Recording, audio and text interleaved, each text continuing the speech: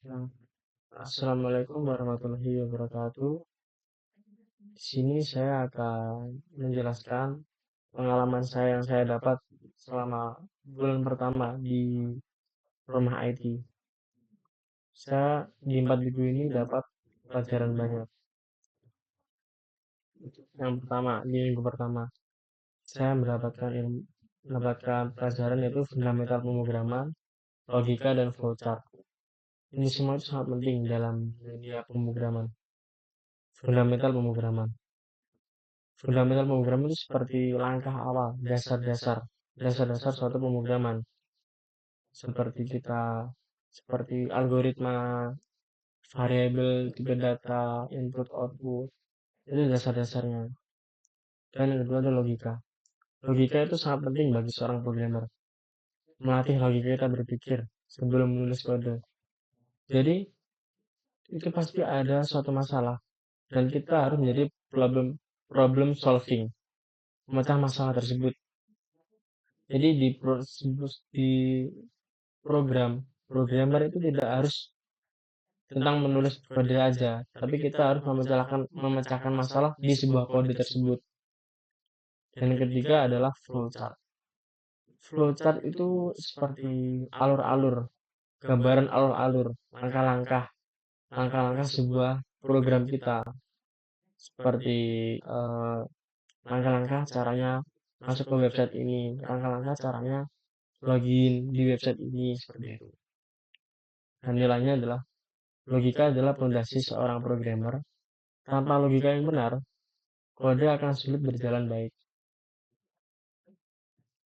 Nah, di minggu kedua, saya mendapatkan materi HTML dan CSS. Kita ibaratkan aja ya, HTML itu seperti kerangka. Seperti kalau diibaratkan HTML itu kalau ditubus seperti tulang. Saya ibaratkan dengan rumah aja ya. HTML itu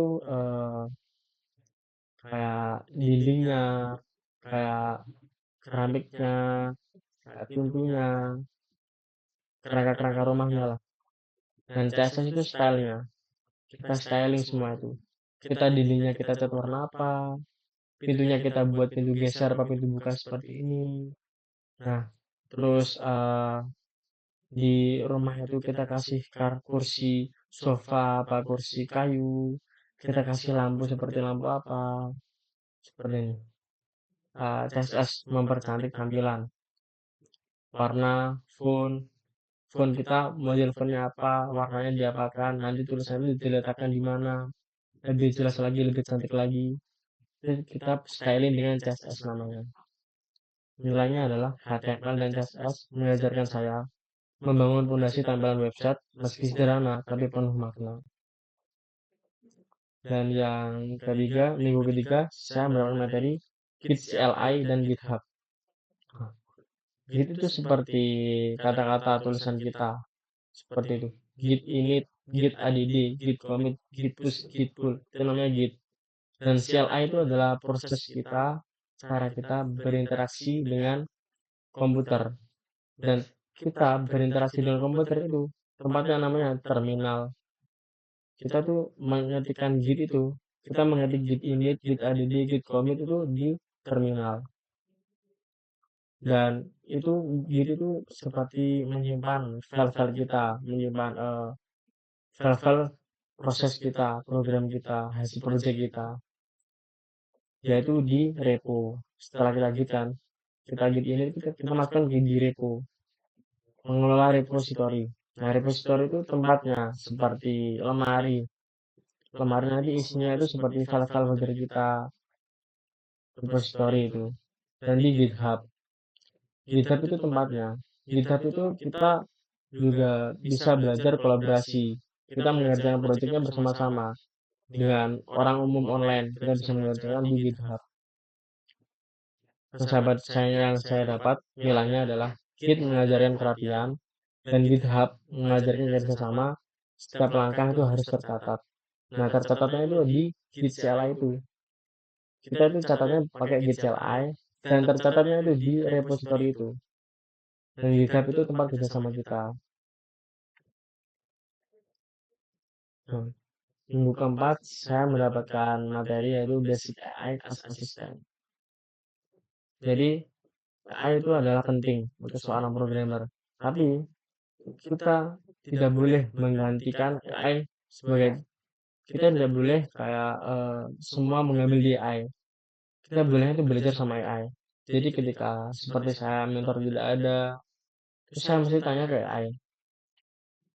Lebih enak ke AI. Tapi mentor lebih penting. Dan di sini prompt. Prompt itu seperti tulisan kita, perintah kita kepada AI. Saya berikan contoh ya. Prompt yang jelas. Prompt yang jelas itu adalah seperti kita tolong seperti ini. Tolong buatkan saya cara, tolong buatkan saya flowchart langkah-langkah itu tentang flowchart tentang masuk login, tolong buatkan saya flowchart tentang cara belanja.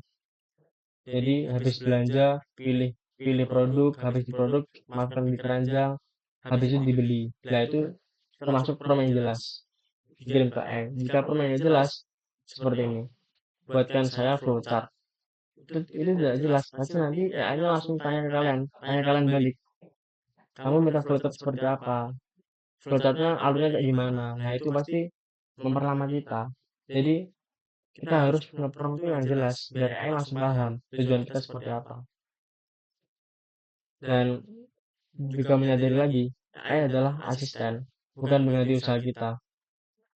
Jadi hanya teman saja, bukan pure semua AI.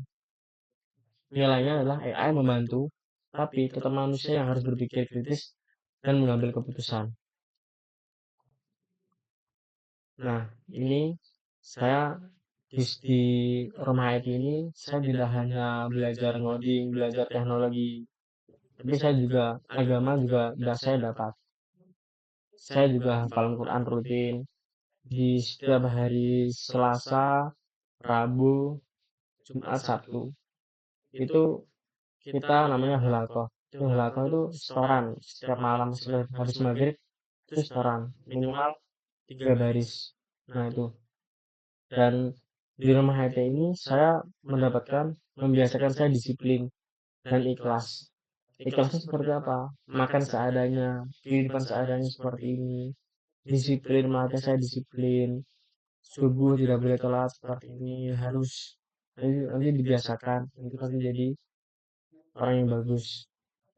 Nah, saya di sini juga menyatukan ilmu teknologi dan agama.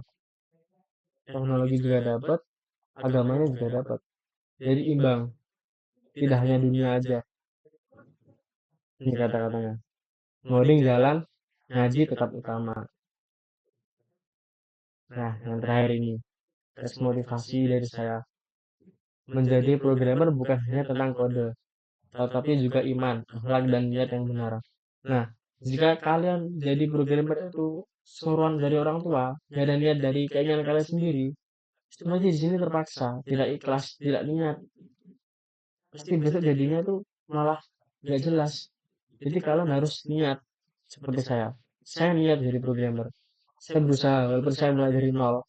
Tapi saya berusaha, saya harus bisa. Quote-nya adalah, barang siapa menempuh jalan menurut ilmu, Allah memudahkan jalannya menuju surga. Hadis riwayat Muslim. Nah itu, barang siapa menempuh jalan menurut ilmu. Nah, jadi kalian harus yakin, minta tolong kepada Allah, yakin. Doa kepada Allah, ya Allah mudahkanlah segala urusanku. Nah itu pasti mudah digunakan, walaupun programmer itu susah. Tapi kata Mas Afif, oh ini mudah. Nah itu kata-kata yang selalu saya ingat yang Mas Afif bilang. Dan dari penjelasan saya selama bulan pertama saya belajar di rumah IT ini. Wassalamualaikum warahmatullahi wabarakatuh.